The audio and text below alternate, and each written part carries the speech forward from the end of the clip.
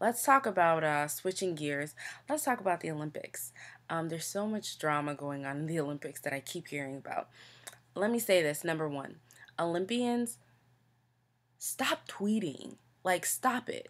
I've heard of two stories already where two Olympians were disqualified because of racial tweets. Um, it's not rocket science, like I always say. I don't know why you would even, if I were in the Olympics, I would probably be very, like, all of this goes back to freedom of speech. And we've reached a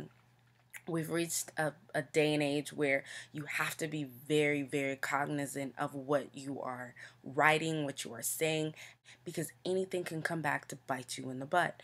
So there I just feel like all of the Olympians have been tweeting. This is the tweet Olympics, they say, because things, you find things out faster on Twitter than you do watching it on TV nowadays. Think before you tweet, like TBYT. Think before you tweet, or think before you talk. Just, I don't understand it. If a lot of these people thought before they said things and tweeted them, they would save themselves a lot of trouble. Um, I heard about I think she was a Greek Olympian, and she was talking about how there were so many Africans at the Olympic Games, and she tweeted something along the lines of, at least the West Nile mosquitoes will have a home cooked meal. For real? Really?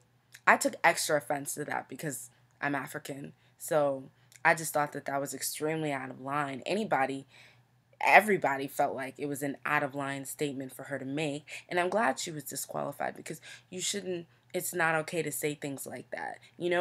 Think before you tweet, think before you say these things. So let's talk about Gabby Douglas. That was my little. I know you guys are like, what is she doing? That was my dance. So let's talk about Gabby Douglas. I'm so proud of her because, first of all, she's repping my hometown of 757 Virginia Beach. I went to school in Virginia Beach, and I went to school in Norfolk. I lived in Chesapeake, so 757 is my hometown, and it was really good to see a young African American girl doing so well in the Olympics. It's such a good feeling. Obviously I'm an American. I love to see all of our Americans, Michael Phelps and all of them, succeed, but it's especially good when I see an African American succeeding. It makes me feel really good. So her hair is irrelevant. A lot of women on Twitter, black women, had been tweeting last night that it looked like Gabby needed to brush her hair, her edges were looking a mess. If you know anything about running and sports and all that, you would know that if you're engaging in extreme activities, you're going to sweat. Therefore, you sweating, your hair is going to revert back to its natural texture. So, obviously, if Gabby's been doing all these events and sweating, her hair is not going to be looking the same way it did when she first went out to an event. So, people just need to stop talking about her hair. Stop.